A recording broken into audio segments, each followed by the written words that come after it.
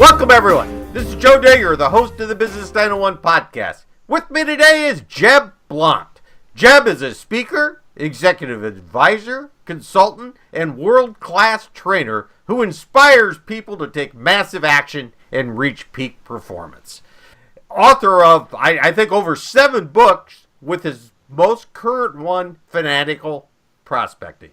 He can be found at salesgravy.com, the most visited sales-specific website on the planet, he says. So I don't know about that, but I could go on, but it seems like you're somebody in the sales world.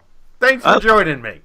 Thanks, Joe. Thanks for having me on today. It's fantastic to be here with you. Well, your book, Fanatical Prospecting, it seemed to set off a glut of other prospecting books. Were you just lucky, or did everyone follow you? I think everybody was following me. We knew when we were doing it that there was a hole in the marketplace, and that there'd been this shift about from people talking about actually doing outbound prospecting and talking to human beings to spending all their time on LinkedIn and Twitter and Facebook all day long. And we've been hearing from a lot of executives that were really upset that their sales team's performance had dipped and their pipelines were shrinking, and there was just all of this, movement towards social media, and it fizzled out. The other thing you bring up, and I think is so important, is consistency.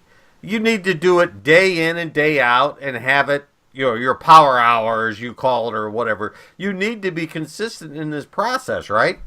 Every day, every day, every day. The one thing that you cannot discount is the impact of, the cumulative impact of prospecting. So if you're doing it a little bit every day it adds up. So if you're a CEO, let's just say you call 5 CEOs every single day. Well, day 1, you're not going to probably get anything from that. Day 2, maybe not. Day 3, maybe not. Day 4, maybe not. But at the end of the week, you've called what, 20, 25 CEOs. 2 weeks, you've called 50. In a month, you've called 100. And even if they're voicemails, they heard something. And what happens is, if your entire team is doing that every day, the cumulative impact becomes exponential. And when we talk about familiarity, when we talk about setting appointments, what happens is, and this is really weird, a little bit kumbaya, right? But the universe begins seeing that. My team calls it the sales gods, right? The sales gods recognize that you're doing those things. And what you'll find is that these bluebirds start flying through your window. These opportunities start showing up. And it's one of the things that I know about prospecting, and it's why I'm fanatical about prospecting, is that I have this deep and enduring faith that I can prospect my way out of any problem. I mean, when I started Sales Gravy, it was just me. I didn't have a team. I didn't have an office. I didn't have anything. It was me on a computer in 2006 with a telephone.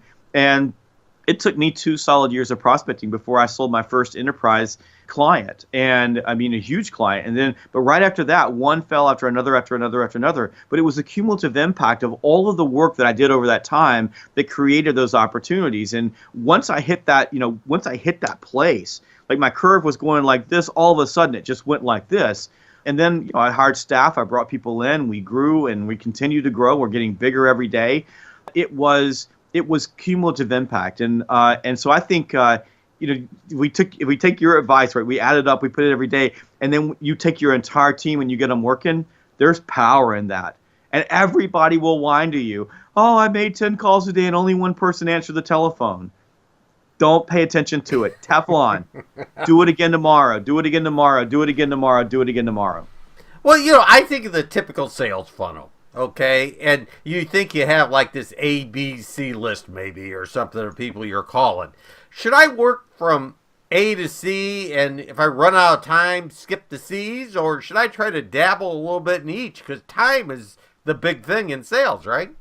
Everything's around time. We deploy a framework called the prospecting pyramid. The prospecting pyramid basically says this: when you begin a prospecting block, let's just say we're gonna call people. At the tip of my pyramid, at the very top of my pyramid, I should be talking to my highest quality, highest probability prospects. So for example, if I've done some research, let's say maybe I went to a trade show or I went to a networking event and I grabbed some leads from that and I talked to, say, 20 people. And in those conversations, there were a couple of conversations where I saw that there was a huge need in the organization, or there was a gap there, or the buying window was open. And I went back to my prospecting block. I would call those people first, because those are the people that are at the highest probability of me setting a discovery call with, or setting a demo with, or moving them through, through the buying process. As I go down that pyramid, I'm going to be probably talking to people that maybe I don't have a lot of information on, or maybe I don't know who the stakeholders are, how they make decisions there, or what their particular situation may be. And if you bought a list, you go down there, you've got this huge prospect base of businesses that you don't know anything about. And some SaaS companies, if you look at their prospect base, because their product is so universal and so ubiquitous in terms of helping businesses, they could have a prospect base of 10 million people. And we run into this a lot when we're working with, SaaS companies. You've got 10 million, businesses that you can do business with. Let's take a look at the ones that are at the highest probability, right, of engaging and moving into the pipeline. Focus on those first.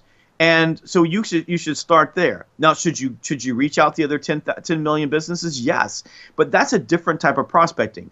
So one type of prospecting is prospecting with the intention of setting an appointment. If you get inbound leads with people who are interested in working with you and they know about your product, you may have a prospecting block that is focused simply on closing the deal inside of those accounts. So in my case, in my business, we get an inbound lead. We're not calling to set a demo. We're calling to close, because this is a person who has gone through the process already on their own and is calling us. You may have a prospecting block that is purely informational. All you're doing is gathering information. You're calling in to find out who does this or who is that. You may have some of that information. You may not have some of that information. You may know the name of a business, but you may not have information on who the actual person is there who would be the spearhead for your particular product.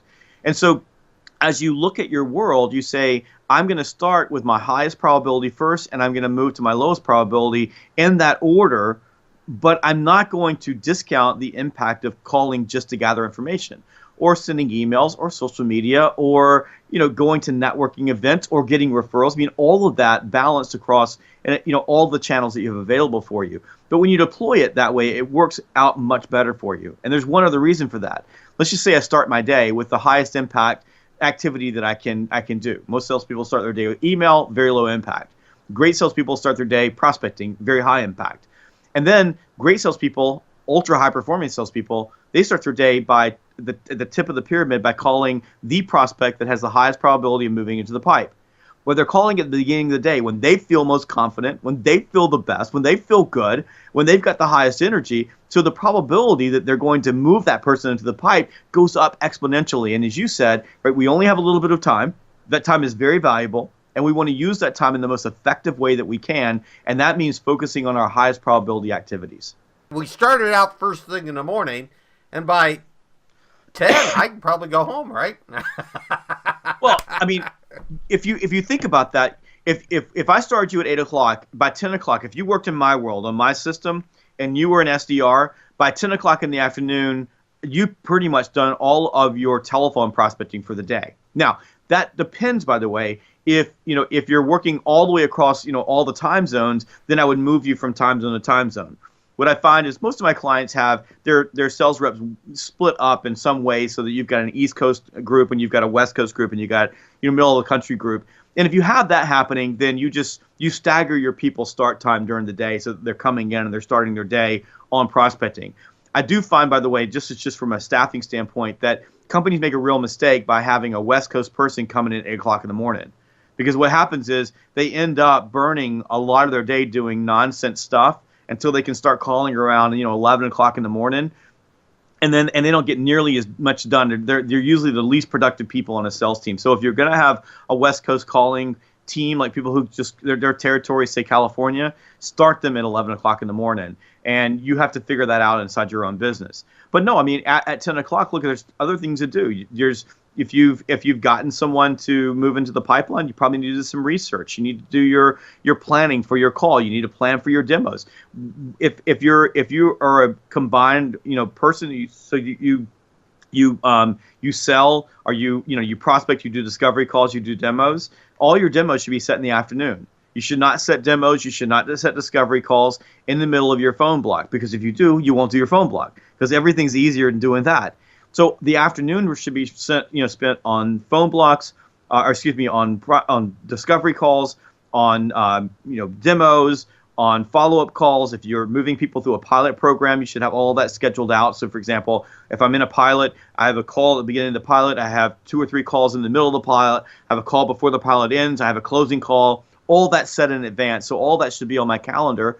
Plus you've got your email prospecting block. So if I do, for example, we do a prospecting block in the morning, anybody that we don't talk to, so if we pull a list we don't talk to, we take time in the middle of the afternoon to take that group of people. We use a program called Tellwise, a really fantastic program. And Conrad and his team over there, getting another SaaS program, have done a beautiful job with that product. So we use that product. We use another company called Kite Desk. So we've got those 2 things going on. We also use Discover.org. So we've got leads from them. And so we've got all that's part of our sales stack. So in the afternoon, we take all the people that we call in the morning, we set up an email block, so that the email goes back out at 8 o'clock in the morning while we're making our dials. And this is a beautiful thing about Tellwise. While we're making our dials, our emails are going out. We're able to see when people are looking at the email. So the people that open up the email and they come on, they click on a link on, if there's, let's say that we've got a document or what have you, then we can reach out to them through proactive chat. And we can call them after they open the email up pretty quickly after that because we know they're at their desk. So we roll our prospecting block first thing in the morning. Our emails are going out at the same time. Then we roll into a prospecting block right after we send those emails that is both a combination of proactive chat to get the person to move onto the telephone with us. And what I mean by proactive chat, a person's looking at a page and we reach out to them and engage them with a provocative question or something to get them to come on. And at the same time, we're calling all the people that opened up those emails. So every day we have a system that works. And by the way, it's like Groundhog Day. It's consistent. We do the exact same thing every single day. We're moving people into the pipeline, discovery calls, demos, presentations, closing conversations, working across all the stakeholder group. Well, that's the art of selling, and that's the heart of selling. And the fun part of selling, prospecting, is the systematic, robotic part of selling. And our system does not change from day to day. Now, that doesn't mean that we don't take some time to look at our data and, hey, if we're not getting a result, to go back and look at root cause. And a lot of times the root cause is self-inflicted, right? We shoot ourselves in the head by doing something dumb. But sometimes root cause is a message isn't working, or maybe a channel isn't working, or sometimes the software that we've purchased to help us prospect isn't working. But we're able to look at all of those things, and our friends at Kite Desk and Tellwise and Discover.org, we really love those products, and we use several others for we use HubSpot as well, and for inbound marketing, and we have Salesforce as our CRM, and we have a pretty decent stack of technology. But sometimes we recognize that we've got a problem there, and we need to make an adjustment in how we're doing things. But we're systematic, we're robotic, we do the same thing every day, every day, every day. And I can tell you that most of the time when it's not working, it's because we've taken our eye off the ball, we've taken our foot off the accelerator, and our salespeople have done what salespeople do. When it comes to sales activity, they've slowed it down a little bit, the numbers start dipping a little bit, and when that happens, our sales start dipping. And it's better to catch that ahead of time through leading indicators than to wait until after you've hit rock bottom. But that's what we do. Well, I'll have to tell you that the first time through Fanatical Prospecting, I read it and I thought, okay. But then all at once it became my go-to book, okay? And I don't know how it grew into that, all right? Because it just kind of evolved. And so it wasn't like I read it and said, oh, this is fantastic. This is the book I need. It just kind of said, oh, yeah, I thought there was something like that in there, okay? And I went back, and it just sort of evolved into the one that I used, okay, and looked at. I'm clapping for you. Thank you. I appreciate that. I love that. Well, tell me when your new book comes out, and also about your website and the courses you offer and how someone can learn more here, okay? Absolutely. Let's start with a new book. I've got a new book coming out. It'll be out on March 24th. It's called Sales EQ. It really focuses on the psychology of selling. We call it the new psychology of selling. And it's around exactly what we talked about. It's leveraging sales-specific emotional intelligence inside the pipeline to close basically any deal, so that you can interact with people. And to sell is human, to buy is human. We talk a lot about that in cognitive biases, how people operate, but we really teach salespeople the psychology of how people make decisions, and then how to leverage their own emotional intelligence to take advantage of that so that they can move more people to close and close more business. that book, by the way, is available right now for pre-order, and I would suggest pre-ordering it. When Fanatical Prospecting came out, we sold out. I mean, everybody sold out of books really in the first couple of days, and all the people that had pre-ordered got their books immediately. So it's something that you can do right now. You can go to Amazon, Barnes & Noble. The book will be available in Barnes & Noble.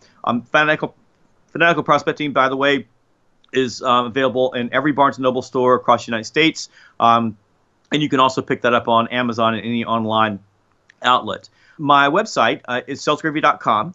And we have on our website this amazing platform that we spent a lot of money building called Sales Gravy University. And it's an online learning platform, and we offer both self-directed programs, so you can go on and say there's a program there called Telephone Essentials, so you can learn how to telephone prospect by watching videos of me. But we also offer an entire catalog of facilitator-led or instructor-led remote learning. And these are scheduled classes that have self-directed, sort of a blending learning environment where we have a virtual classroom, a very cool, innovative virtual classroom that you can spend time on. All of those sessions are recorded. Plus, you are able to engage in discussion forums with the other participants. You have chat rooms that are open once a week with the facilitator, and the facilitators are available via phone and email. So participants have some interaction with an expert in their field teaching this particular course. So we have a course coming up called Business Guidance Selling, in particular that is built for SaaS and cloud and technology salespeople. It's taught by a guy named Keith Lubner, who is an expert in that area, and he teaches, how do you work across stakeholder groups to consolidate budget inside of companies and work across, for example, CMOs, CSOs. So you go to salesgravy.com and you'll find Sales Gravy University there. Check it out. There's a couple of free courses that you can take. And we also have a really innovative mobile app for Sales Gravy University on both iOS, on Apple, and on Google Play. And you can download those apps as well. So we've got that going on. And of course, you can reach me. And by the way, please go buy Fanatical Prospecting. I guarantee it will make you more money this year. But you can reach out to me. I'm on LinkedIn. I'm on Twitter at SalesGravy. I love people to follow me on Twitter. You can reach me on Facebook. Follow me personally at Sales Gravy, or you can get Jeb on Demand /Jeb on Demand is my page on Facebook. Follow me there. I'm on Instagram at Sales Gravy, and I'm on Snapchat at Sales Gravy too. Although I struggle with Snapchat, I have to be honest with you. but I am there. So if you hang out, if you follow me there, I'm at Sales Gravy. You can find me at Jeb Blount. If you go to if you can get my podcasts on iTunes, on Stitcher Radio, on Podbay FM. Obviously, I'm on YouTube as well. You can go to my YouTube channel and check out my videos. So that's all the ways that you can get in touch with me. But I do encourage you to go check out Sales Gravy University. There's a course right now called 15-Minute Sales Training, and maybe we can even put this video on there if we decide to. And you can download some different videos from experts. Some of the experts that you've interviewed as well, Joe, are there. And it's a great opportunity for your entire sales team to check out some free advice, some free training in different areas of sales. Well, that sounds awesome, and I would encourage people to go look at salesgravy.com. Great website, great information there. There's as much free stuff on there as there is paid stuff on there. There's a nice mixture of both, and I think if you're in the sales game at all, you need to go visit it. Thank you. This podcast will be available on Business 901 iTunes Store and the Business 901 website, so I would like to thank you very much, Jeb, and thank all the listeners for listening. Thank you.